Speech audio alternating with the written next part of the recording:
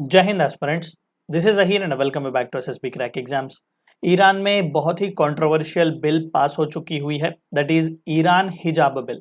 अब से ईरान में वुमेन्स को एक ड्रेस कोड दिया जाएगा और उसके वायलेशन पर लगभग 10 साल की जेल यहां पर हो सकती है। तो आज के इस वीडियो में हम डिस्कस करने की कोशिश करेंगे कि यह बिल लाने की जरूरत क्यों पड़ी, किस तरीके से ईरान में इस बिल को लेकर प्रोटेस्ट हो रहे हैं, क्या कुछ नहीं, उन सभी के बारे में आज के इस वीडियो में जानने की कोशिश करेंगे।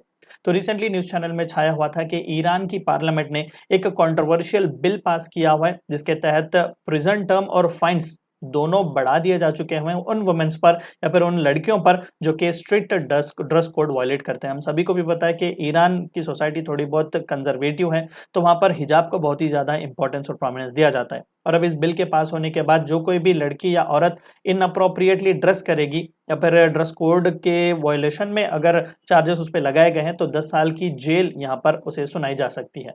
तो इस बिल का नाम दरअसल हिजाब एंड चैस्टिटी बिल दिया हुआ है और रिसेंटली ईरान की पार्लियामेंट ने इसे अप्रूव किया विद 152 वोट्स मेजोरिटी, और जो अगेंस्ट थे इस बिल के वो सिर्फ 34 एमपीसी थे।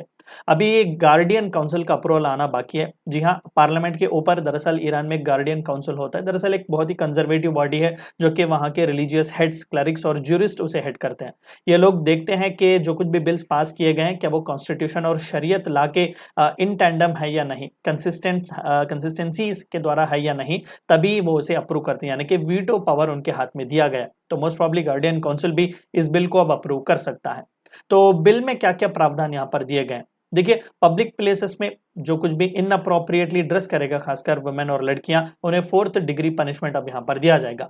ईरान पिनल कोड के मुताबिक जो 4th डिग्री पनिशमेंट की बात हम कर रहे हैं वहां पर 5 से 10 साल की सजा हो सकती है जेल की, और फाइन भी लग सकता है जो कि 180 मिलियन से 360 मिलियन रियाल्स का है। अगर रफली डॉलर्स की अगर हम बात करें तो $3,500 से $7,500 तक का फाइन उसे पे करना पड़ेगा।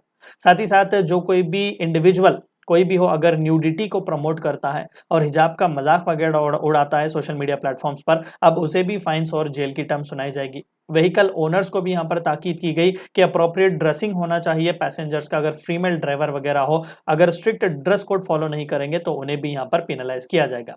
साथ ही साथ ये भी यहाँ पर इंस्ट्रक्शंस दिए गए हैं कि ड्रेस कोड का वायलेशन जो भी करते हैं ऑर्गेनाइज्ड मैनर में, यानी कि बाहर आकर स्ट्राइक्स वगैरह करना, इसके खिलाफ प्रोटेस्ट वगैरह करना, और फॉरेन या हॉस्टाइल सरकारों के साथ यहाँ पर, यानी कि यहाँ पर यूएस या वेस्टर्न कंट्रीज के साथ मिलकर, मीडिया ग्रुप्स जो कोई भी ईरान के खिलाफ हैं उनके साथ मिलकर प्रोटेस्ट वगैरह ऑर्गेनाइज करना, यहाँ पर भी उन्हें इम्प्रिजनमेंट 10 साल तक की दी जा सकती है। तो ये सभी चीजें ज्यादातर हमें बिल में देखने को मिली हुई हैं।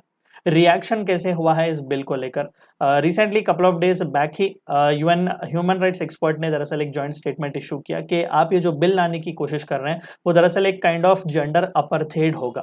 और ईरानियन अथॉरिटीज को उन्होंने अक्यूज किया क्लियरली कि आप एक सिस्टमैटिक डिस्क्रिमिनेशन लाने की कोशिश कर रहे हैं जहां पर आपके कंट्री के वुमेन और गर्ल्स को आप सप्रेस करने की कोशिश कर रहे हैं। इस टाइम फ्रेम में इस बिल को क्यों लिया गया है? अगर आपको याद हो तो पिछले ही साल महसा अमीनी, यहाँ पर आप उनकी इमेज देख सकते हैं, तो कस्टोडियल डेथ उनकी हुई थी। हिजाब के इशू से रिलेटेड ही पुलिस ने उन्हें हिरासत में लिया हुआ था और बहुत ही अनआइडेंटिफाइड सर्कमस्टांसेस में उनकी डेथ हुई थी।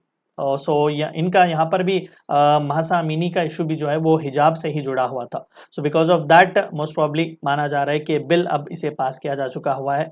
और ईरान में करंटली एक ऐसा तबका भी है जो इस रिफॉर्म्स के खिलाफ है। सो नेशन वाइड डेमोन्स्ट्रेशंस भी हमें देखने को मिले हुए हैं क्लरिकल रिलीजियस हेड के एस्टेब्लिशमेंट्स के खिलाफ, और सिक्योरिटी फोर्सेस ने भी कई सारा क्रैकडाउन यहाँ पर उन वुमेन पर लगाया हुआ है जो प्रोटेस्ट वगैरह में जाहिर थे। और वुमेन भी यहाँ पर अपने हिजाब, हेड स्कार्फ्स वगैरह को जलाकर अपने प्रोटेस्ट को दिखा रहे हैं।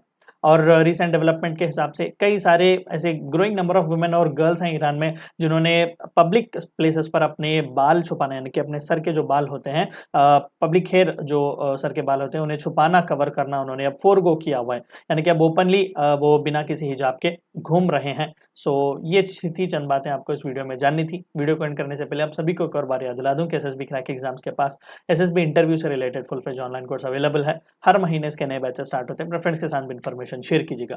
We also provide you courses like NDA, CDS, AFCAT and warrior. It is a code which you should use so that you get 10% discount.